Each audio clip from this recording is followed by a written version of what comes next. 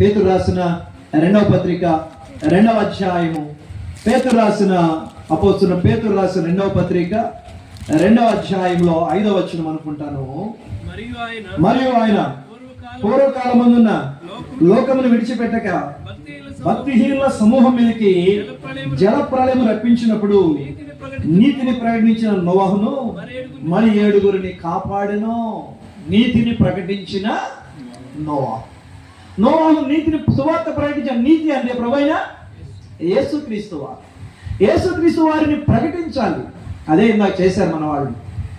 కాబట్టి నోవహు కూడా ఏం చేస్తూ వచ్చాడంటే ప్రకటించాడు. కానీ ఇంటి వారు తప్ప ఎవడు కూడా వినలా. పైగా ఈ ముసలుడికి పని పాటలు ఉంటే చాదస్తం పెరిగి ఉంటుంది.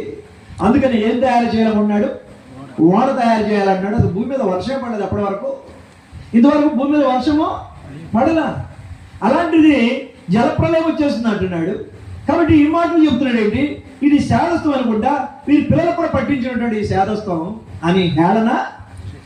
అందుకనే లోకం మీద నేరస్థాపన హెబ్రీ పత్రిక రాయబడుతూ వచ్చింది. నేరస్థాపన చేసి తన ఇంటి వారి కొరకు ఏం చెత్తపరిచాడంట? హెబ్రీ పత్రిక 11వ అధ్యాయము, అపోస్తలుడైన పౌలు హెబ్రీయులకు రాసిన పత్రిక 11వ అధ్యాయము ఇక్కడ రాయబడిన మాట చూస్తే 7వ వచనం, విశ్వాసం బట్టి నోవహు అది వరకు చూడని సంగతిని గూర్చి దేవుని చేత హెచ్చరింపబడి భయభక్తులు గలవాడై తన ఇంటి వారి రక్షణ కొరకు ఒక ఓడను సిద్ధపరచెను. అందువలన ఆమెను లోకం మీద నేరస్థాపన చేసి విశ్వాసం బట్టి కలుగు నీతికి ఆ లోకం మీద ఏం చేశాడంట? కాబట్టి వాళ్ళకి చాలా కష్టం కలిగి ఉంటుంది బహుశా. అయినప్పటికీ ఏం చేస్తూ వచ్చాడంటే తన ఇంటి వారి కొరకు ఒక రక్షణ ఓడను. ఈ రాత్రి నీ జీవితంలో నువ్వు రక్షణ పొందావా? ఓడలోకి వచ్చావా? యేసుప్రభువుని విశ్వాసం ఉంచావా? ఆ రక్షణ వాళ్ళని నువ్వు వచ్చావా? ఒకవేళ రాకపోతే నీకు కూడా ఏముంది? ప్రమాదం ఉంది.